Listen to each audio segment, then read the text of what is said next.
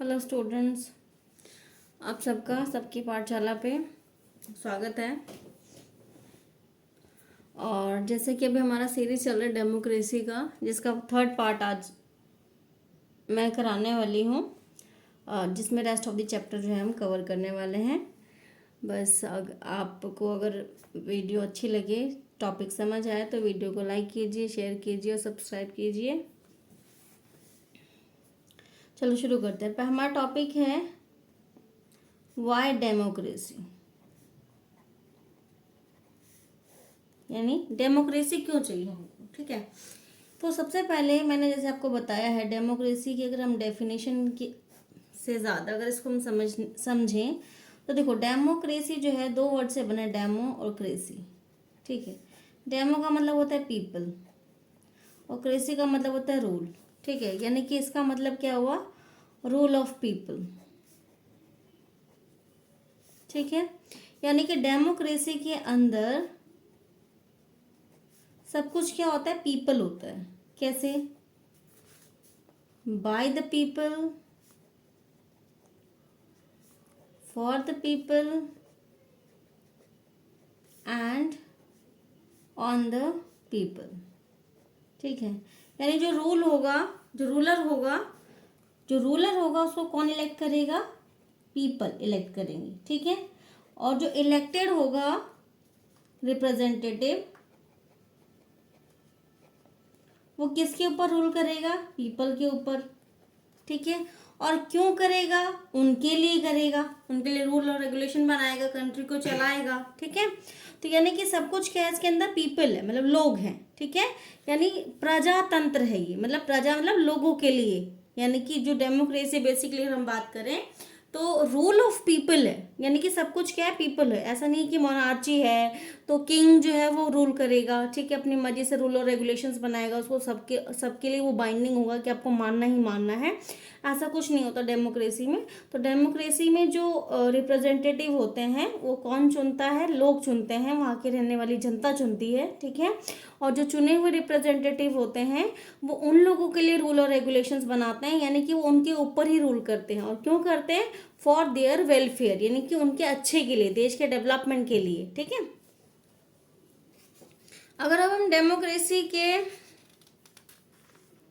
जैसे कि अभी हमने टॉपिक पढ़ा कि हमें क्यों चाहिए, तो इसके लिए हम सबसे पहले डेमोक्रेसी की कुछ फीचर्स पढ़ते हैं। ठीक है, ताकि हमें और क्लियर हो जाए कि हमें डेमोक्रेसी चाहिए क्यों। तो सबसे पहला पॉइंट कहता है, in a democracy the final decision making power must rest with those elected by the people. यानी कि जो डेमोक्रेसी है उसमें जो फाइनल डिसीजन मेकिंग पावर है वो किसके पास होती है, उस व्यक्ति के पास होती है, उस पर्सन के पास होती है जिसको लोगों ने इलेक्ट किया है, मतलब चुना है। ठीक है, यानी जैसे कि अगर हम अपने इंडिया की बात करें तो जितने भी मेजर डिसीजंस हैं वो हमारे यहाँ हमारे जो पीएम है, माननीय पीएम नरेंद्र मोदी जी, वो लेते हैं। और उनको जो फॉलो कराने का काम है वो प्रेसिडेंट जी करती हैं। ठीक है, तो यानी कि और उनको इलेक्ट किसने करा, ऑब्वियसली बात है हमने करा है। ठीक है, प्रधानमंत्री का चुनाव होता है ना, जिसमें लोग वोट देते हैं। ठीक है, तो यानी कि देश के लिए सारे जो फैसले हैं वो कौन ले रहा है, इलेक्टेड पर्सन ले रहा है। ठीक है, यानी चुना हुआ व्यक्ति ले रहा है। दूसरा है, a democracy must be based on a free fair election where those currently in power have a fair chance of losing. यानी जो डेमोक्रेसी है उसमें इलेक्शन कैसा होना चाहिए, फेयर एंड फ्री। ये टॉपिक अभी हमने लास्ट क्लास में किया है कि लोगों को किसी तरह से डराया धमकाया नहीं जाए, इलेक्शन में किसी भी गलत यानी मैल प्रैक्टिसेस का यूज़ ना हो। ठीक है, इलेक्शन फेयर हो और फ्री फ्रॉम टेरर हो। ठीक है, तो यानी कि इस तरह से जो इलेक्शन होगा वो क्या होगा, डेमोक्रेटिक इलेक्शन हम मानेंगे, जिसमें कि जो अभी प्रेजेंट में जो रूलर है उसके पास हारने का भी इक्वल अपॉर्चुनिटी है। ठीक है, यानी कि ज़रूरी नहीं है कि जो एक बार चुन गया, मतलब जो एक बार प्रधानमंत्री बन गया वो हमेशा के लिए बन गया। ठीक है, ऐसा नहीं होना चाहिए, उसको भी एक होना चाहिए, अगर हम अच्छा काम नहीं करेंगे तो अगली बार हमें वोट नहीं मिलेगा। ठीक है, in a democracy each adult citizen must have one vote, each vote must have one value. ठीक है, और डेमोक्रेसी क्या कहता है कि इसके अंदर जो अडल्ट होंगे, मतलब जैसे हमारे इंडिया में 18 साल से ऊपर के जो लोग हैं वो उन्हें वोटिंग राइट दिया गया है। तो हर एक पर्सन को एक वोट देने का अधिकार है, एक ही वोट देना है, और हर एक वोट की जो है वो क्या होगी, इक्वल वैल्यू होगी। ठीक है, किसी तरह से कोई डिस्क्रिमिनेशन नहीं होगा। इसके अलावा democratic government rule with in limited set bye constitution law and citizen rights, ठीक है। और जो डेमोक्रेटिक गवर्नमेंट होती है वो कॉन्स्टिट्यूशन के अंडर काम करती है, यानी जो भी कॉन्स्टिट्यूशन में रूल और रेगुलेशंस बनाए गए उन्हें फॉलो करना होता है। वो कॉन्स्टिट्यूशन से बियॉन्ड यानी उसके बाहर नहीं जा सकती है, ठीक है। और जो डेमोक्रेटिक कंट्री होता है वहाँ पर जितने भी सिटीजन्स होते हैं उनके कुछ सिविल राइट्स होते हैं, ठीक है, यानी कि उनके फंडामेंटल राइट्स होते हैं जो कि वहाँ की गवर्नमेंट को मानना पड़ता है, ठीक है, जो सबके लिए बराबर होते हैं। चलिए बस एक बार हम एक बार बुक से पढ़ते हैं, उसके बाद फिर आगे का रेस्ट ऑफ द चैप्टर जो है हम कवर करेंगे। तो सबसे पहले argument for the democracy. China famine of 1958 to 1961 was the worst recorded famine in the world history. Nearly 3 crore people died in this famine. During those days, India's economic condition was not much better than China. Yet China did not have a famine of the kind China had. That this was a result of different government policies in the two countries. The existence of democracy in India made the Indian government respond to scarcity in a way that the Chinese government did not. They point out that no large scale famine has ever taken place in an independent and democratic country. If China too had multi-party system, an opposition party and a press free to criticize the government, then so many people may not have died in the famine. This example bring out one of the reasons why democracy is considered the best form of government. Democracy is better than any other form of government in responding to the need of the people. A non-democratic government may and can respond to the people's need, but it all depends on the wishes of the people who rule. If the ruler do not want to, they don't have to act according to the wishes of the people. A democracy requires that the ruler have to attend to needs of the people. A democratic government is a better government because it is a more accountable form of government. देखो बच्चों, अब यहाँ से एक चीज़ clear हो गई है कि जैसे चाइना का एग्जाम्पल दिया है कि चाइना में फेमाइन, मतलब फेमाइन को इंग्लिश हिंदी में अकाल बोलते हैं, ठीक है, आया था। और क्योंकि वहाँ पर जो है जो प्रेस है, जो मीडिया होती है, उसको गवर्नमेंट के अगेंस्ट बोलने का कोई राइट नहीं है, ठीक है, यानी कोई भी अगर गवर्नमेंट के अगेंस्ट बोलता है, सरकार के खिलाफ अगर कोई भी बोलता है तो उसको उसकी जो प्रॉपर्टी है मतलब उसको पनिशमेंट दी जाती है, ठीक है, कि आप सरकार के खिलाफ कुछ नहीं बोल सकते, चाहे सरकार अच्छा काम करे चाहे बेकार काम करे, ठीक है। जबकि अगर हम अपने इंडिया में देखें तो गवर्नमेंट के बहुत सारे अपोजिशंस होते हैं, चाहे वो मीडिया हो, चाहे वो अदर, जैसे अगर अभी बीजेपी की गवर्नमेंट है तो और जो अलग अलग पार्टीज़ है जैसे कांग्रेस हो गई या अदर पार्टीज़ हैं, वो क्या करते हैं, गवर्नमेंट की कमियाँ ढूंढते हैं, ठीक है। और अगर उन्हें कहीं भी लगता है कि गवर्नमेंट जो है वो ठीक से काम नहीं कर रही है तो वो क्या करते हैं, उस चीज़ के बारे में लोगों को बताते हैं कि गवर्नमेंट के जो रूल हैं या जो भी चीज़ कर रही है गवर्नमेंट उसमें क्या क्या कमियां हैं, ठीक है। इससे लोगों को उनके बारे में पता चलता है, ठीक है। लेकिन चाइना में तो ऐसा कुछ है नहीं, तो चाइना की जो गवर्नमेंट है वो अपनी मर्जी से जो मर्जी वो कर सकती है, ठीक है। तो इसलिए यहाँ से एक चीज़ क्लियर होता है कि जो डेमोक्रेटिक गवर्नमेंट बनता है वो एक अकाउंटेबल गवर्नमेंट होता है। अकाउंटेबल का मतलब जवाबदेही, कि आपने जो कुछ भी रूल और रेगुलेशन बना रहे हो तो उसके अगेंस्ट अगर मतलब उसके रिगार्डिंग कर कुछ भी आपसे क्वेश्चन किया जाता है या कोई भी गलती होती है तो आपकी जिम्मेदारी होगी, ठीक है, और आपको उसकी जिम्मेदारी लेनी पड़ेगी। There is another reason why democracy should lead to better decision than any non-democratic government. Democracy is based on a consultation and discussion. A democratic decision always involves many persons, discussion and meeting. When a number of people put their heads together, they are able to point out possible mistakes in any decision. This takes time, but there is a big advantage in taking time over important decisions. This reduces the chance of rashes or irresponsible decision. Thus, democracy improves the quality of decision making.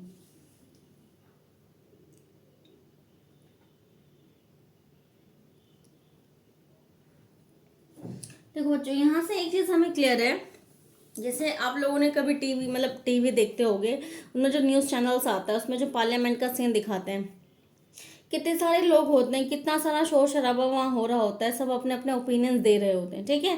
तो जो democratic मतलब जो form of government है, वहाँ पर जो rule और regulations बनते हैं वो बहुत सारे डिसीजंस के बाद बनते हैं, ठीक है। तो बहुत सारे डिसीजंस के बाद बनने की वजह से वो जो डिसीजंस होते हैं, जो रूल और रेगुलेशंस बनाए जाते हैं, वो बहुत अच्छे होते हैं, बेहतर होते हैं, ठीक है। क्योंकि कई बार क्या होता है, जो फैसला हम जल्दी में लेते हैं वो गलत होने के पूरे पूरे चांसेस होते हैं, ठीक है। लेकिन जब कभी भी हम कोई डिसीजन, ऐसा डिसीजन लेते हैं जिसमें हमने बहुत सोच विचार करके कोई काम किया होता है, तो वो डिसीजन जनरली क्या होते हैं, सही निकलते हैं, ठीक है। ऊपर से इतने सारे लोग हैं, सब अपने अपने ओपिनियंस दे रहे हैं, अपने अपने थॉट्स बता रहे हैं कि नहीं, किसी भी क्या होना चाहिए, क्या नहीं होना चाहिए। तो इससे क्या है, जो भी रूल और रेगुलेशन बनेगा कंट्री के लिए, वो एक बेटर, एक अच्छा डिसीजन होगा for the country and for the people of the country, ठीक है। This is related to the third argument. Democracy provides a method to deal with the difference and conflicts. In any society, people are bound to have differences of opinion and interest. These differences are particularly sharp in a country like other, which has an amazing society, social diversity. People belong to different regions, speak different languages, practice different religions, and have different castes. They look at the world very differently and have different preferences. The preferences of one of the group can clash with those of other group. How do we resolve such a conflict? The conflict can be resolved by brutal power. Whichever group is more powerful will dictate its terms, and other will have to accept that. But that would lead to resentment and unhappiness. Different group may not be able to live together for long in such a way. Democracy provides the only peaceful solution to this problem. In democracy, no one is permanent winner, no one is permanent loser. Different group can live with one another peacefully in a diverse country like India. Democracy keep our country together. These three arguments were about the effects of democracy on the quality of government and the social life, but the strongest argument for the democracy is not about what democracy does to the government, it is about the democracy does to the citizen. Even if the democracy does not bring about better decision and accountable government, it is still better than other form of the government. Democracy enhances the dignity of citizen. As we discuss, our democracy is based on the principle of political equality, on recognizing the that the poorest and the least educated has the same status as the rich, and the educated people are not subjected as a ruler. There are the ruler themselves. Even when they make mistakes, they are responsible for their conduct. अब देखो बच्चों, यहाँ पर dignity की अगर बात करते हैं, डिग्निटी मतलब सम्मान, ठीक है। अब जैसे मान लो हम एक क्लास का इमेजिन करते हैं, ठीक है। मान लो गेम्स का पीरियड है, ठीक है। और हम सब बच्चों से ओपिनियन लेते हैं कि भाई आपको आज क्या खेलना है, क्रिकेट खेलना है, वॉलीबॉल खेलना है, ठीक है। और हम सब बच्चों को जो है वो इक्वल चांस दे रहे हैं बोलने का। इससे बच्चों के अंदर क्या होगा, कॉन्फिडेंस आएगा कि हाँ, हमारी जो ओपिनियन है, हमारी जो राय है, हमारी जो मर्जी है, वो भी मैटर करती है, ठीक है। सबके अंदर कॉन्फिडेंस आएगा और अपनी जो बात है वो बिना डरे जो है वो टीचर को कह सकते हैं, ठीक है। तो सेम इसी तरीके से आप अपने फैमिली का भी एग्जांपल ले सकते हो कि अगर घर में मान लो कुछ भी छोटा छोटा, मान लो कुछ खाना है, पार्टी में जाना है, कुछ भी करना है, अगर आपसे भी चीज़ आपकी मर्जी पूछी जाती है तो आपको अच्छा लगता है कि हाँ चलो, हमारी भी वैल्यू है, हमें भी मतलब मम्मी पापा या जो भी है, मतलब हमारे घर में हमें वैल्यू करते हैं, ठीक है। तो हमें अच्छा लगता है, कॉन्फिडेंस फील होता है, ठीक है। और हमें लगता है कि हाँ हमारी वैल्यू है, ठीक है। लेकिन अगर मान लो इसी तरीके से आपसे बिना जाने, बिना समझे, बिना पूछे अगर हम हर रोज़ आपकी मर्जी, आपके ऊपर अपना ओपिनियन थोपते रहे, नहीं आपको यही खाना है, यही पहनना है, यही करना है, तो ऐसे में क्या आपको अच्छा नहीं लगेगा, ठीक है। आपको क्या लगेगा, भाई मेरी तो मर्जी कोई पूछता ही नहीं है, ये जानना ही नहीं चाहता है कि मेरे को क्या पसंद है, क्या पसंद नहीं है, ठीक है। तो इसी तरीके से जो डेमोक्रेटिक फॉर्म ऑफ गवर्नमेंट होता है, उसमें ना लोगों को वैल्यू किया जाता है। कैसे कि भाई जो अलग अलग पर्सन हैं वो इलेक्शन में खड़े हो रहे हैं, आप जिनको चूज करोगे वही जीतेगा, ठीक है। और वही जो है वो गवर्नमेंट फॉर्म करेगा। यानी कि मर्जी किसकी चल रही है? ऑब्वियसली बात है, लोगों की चल रही है। ठीक है, अगर मान लो गवर्नमेंट ने कोई भी रूल और रेगुलेशन बनाया, लोगों को लगता है कि वो रूल और रेगुलेशन जो है वो ठीक नहीं है, ठीक है, तो वो अपनी बात को सरकार के सामने कह सकते हैं। ठीक है, और कई बार ऐसा होता है कि गवर्नमेंट जो रूल और रेगुलेशंस बनाती है, गवर्नमेंट को वो वापस लेना पड़ता है। ठीक है, क्योंकि लोग उसके अगेंस्ट होते हैं कि हमें इस तरह का रूल और रेगुलेशन नहीं चाहिए। ठीक है, इसका मतलब क्या है डेमोक्रेसी में, कि लोगों को अपनी बात को बोलने का राइट है। ठीक है, तो जब वो एक तो इलेक्शन में अपना वोट दे करके अपनी मर्जी बताते हैं, दूसरा गवर्नमेंट जो भी काम कर रही होती है उसमें वो अपने डिसीजंस बताते हैं, जिससे कि क्या होता है,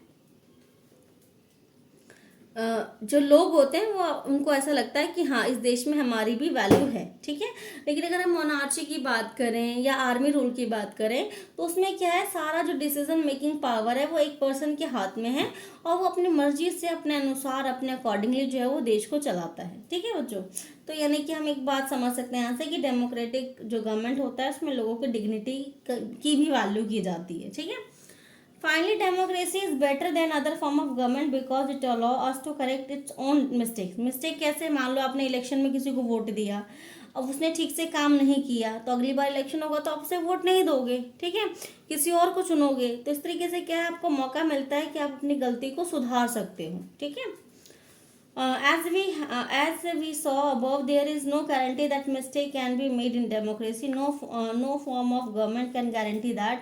The advantage in democracy is that such mistake can't be hidden for long. There is a space for public discussion on these mistakes, and there is a room for correction. Either the ruler have to change their decision, or the ruler can change.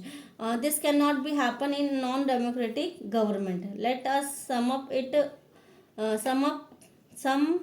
up. Democracy can't get us everything. It is not the solution of all problem, but it is clearly better than any other alternatives. ठीक है, यानी democracy क्या, हम ये नहीं बोलते कि सबसे अच्छा डेमोक्रेसी है। ठीक है, कि सारी प्रॉब्लम जो है वो सॉल्व हो जाएगी अगर हम एक डेमोक्रेटिक कंट्री में रहते हैं, या एक डेमोक्रेटिक फॉर्म ऑफ गवर्नमेंट अगर हम चूज करते हैं तो। हाँ, लेकिन इतना ज़रूर है कि जो डेमोक्रेटिक गवर्नमेंट है वो अदर फॉर्म ऑफ गवर्नमेंट से बेटर है। ठीक है, यानी बेहतर है। जो अगर हम मोनार्ची की बात करें या आर्मी रूल की बात करें, तो इन सबसे बेटर है डेमोक्रेसी, इतना हम कह सकते हैं। ठीक है बच्चों, अब कुछ आर्ग्यूमेंट्स देखते हैं इसके कि डेमोक्रेसी में क्या क्या कमियां हैं। तो सबसे पहली कमी है, leader keep changing in democracy. यानी कि क्योंकि जैसे इलेक्शंस होते हैं 5 साल पे, पहले कोई पीएम है, फिर कोई और बनता है। ठीक है, मान लो पहले कांग्रेस पार्टी की गवर्नमेंट थी, फिर बीजेपी की आई, फिर कोई और आया, तो इस तरीके से क्या है, इनस्टेबिलिटी रहती है। तो इससे क्या है, देश को चलाने में थोड़ी सी प्रॉब्लम आती है। Democracy is all about political competition and power play. There is no scope of morality. ठीक है, डेमोक्रेसी में क्या है, पावर प्ले है, मतलब जिसके पास सत्ता है उसी की चलती है, ये है डेमोक्रेसी में। मोरालिटी की कोई स्पेस नहीं है, ऐसा बोला जाता है।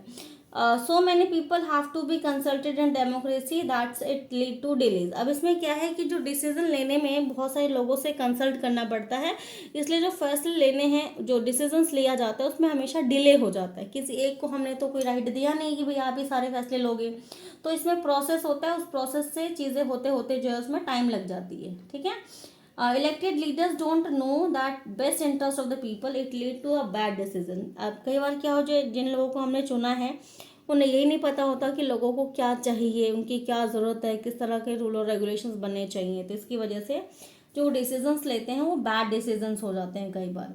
Democracy lead to corruption for it based on the electoral competition. और जैसे इलेक्शन होते हैं तो इतना सारा पैसा जो प्रचार होता है चुनाव का, ठीक है, कैंपेनिंग होती है, उनमें बहुत सारा पैसा खर्च होता है। इसलिए डेमोक्रेटिक जो गवर्नमेंट होता है, मतलब जो इलेक्शन होते हैं उसमें इसी करप्शन को जो है वो क्या करता है, लीड करता है।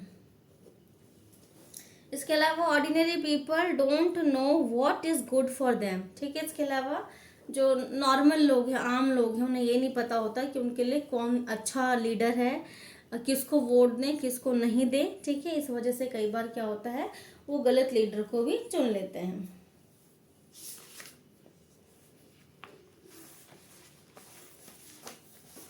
अब लास्ट टॉपिक है हमारा broader meaning of democracy.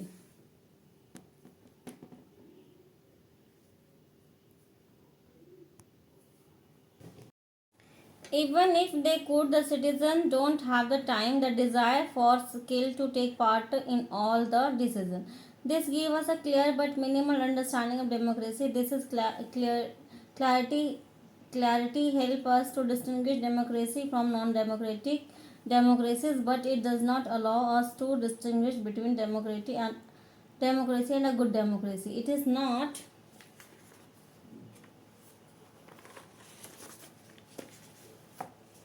It does not allow us to see the operation of democracy beyond government. For this we need to turn broader meaning of democracy. ठीक है, अब इसमें डेमोक्रेसी के बारे में ही हमें बताया है कि डेमोक्रेसी में बेसिकली है क्या। देखो बच्चों कि पीपल का ही है सब कुछ, ठीक है, मतलब वही डिसाइड करेगी कि रिप्रेजेंटेटिव कौन बनेगा और कौन देश को चलाएगा, ठीक है।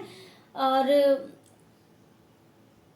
इसलिए डेमोक्रेसी इंपॉर्टेंट है क्योंकि सबसे पहली बात अगर हम ये सोचें कि जो भी डिसीजन होगा देश के लिए सभी लोग मिलकर लेंगे, ठीक है। अगर सभी लोग मिलकर लेंगे तो सभी लोगों के पास टाइम तो है नहीं, ठीक है, कि वो एक दिन एक जगह इकट्ठा हो और किसी भी टॉपिक के ऊपर डिस्कस कर ले, ठीक है, तो ये पॉसिबल ही नहीं होता। इसके अलावा इतने सारे लोगों को आप बिठाओगे कहाँ पर, ये भी एक दिक्कत है कि इतने सारे लोगों को आप इकट्ठा कहाँ करोगे। तो इसलिए हम क्या करते हैं, रिप्रेजेंटेटिव चुन लेते हैं जो कि सारे डिसीजन जो है वो देश के लिए लेने वाले हैं, ठीक है। चलो अब कुछ जो नोट्स में 2-3 टॉपिक्स हैं वो आप कर लो, इसके अलावा इस चैप्टर में ऐसा कुछ करने लायक है नहीं। बाकी देखते हैं what are the merits of a democracy. तो डेमोक्रेसी के क्या क्या मेरिट्स हैं, मतलब क्या क्या क्वालिटीज है।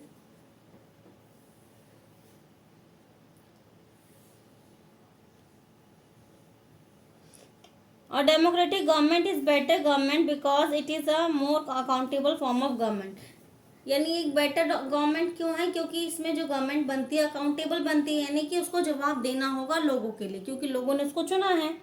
Democracy improve the quality of decision making. Decision making की क्वालिटी को कैसे इंप्रूव करता है, क्योंकि इसमें जो डिसीजंस लिए जाते हैं वो एक बहुत डीप डिस्कशन के बाद लिया जाता है और किसी भी टॉपिक के ऊपर बहुत अच्छा खासा डिस्कशन होता है जिसकी वजह से जो इसकी एफिशिएंसी है वो इम्प्रूव मतलब बढ़ जाती है।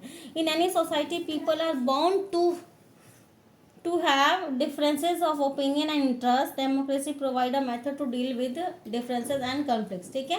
अब एक देश में अलग अलग लोग रहते हैं, उनकी जो सोच है वो अलग अलग होती है, उनके बीच में कन्फ्लिक्ट्स हो सकते हैं और उन कन्फ्लिक्ट्स को जो सॉल्व करने का जो एक अच्छा मेथड है वो डेमोक्रेसी है क्योंकि इसमें सबको हम इक्वल अपॉर्चुनिटी देते हैं। Democracy enhances the dignity of the citizen. Dignity कैसे, क्योंकि आपको डिसीजन लेने का, आपको अपना ओपिनियन देने का राइट दिया जा रहा है जिसकी वजह से आपकी जो डिग्निटी है वो बढ़ जाएगी। Democracy is better than other form of government because it allow us to correct its own mistakes. यानी अगर हमने कोई भी मिस्टेक करी, जैसे मान लो आपने इलेक्शन में किसी ऐसे व्यक्ति को चुन लिया जिसने देश के लिए काम नहीं किया, आपके एरिया में कोई काम नहीं किया है, तो अगली बार आप उसे वोट नहीं दोगे। इस तरीके से क्या आप अपने मिस्टेक्स को ठीक कर सकते हो।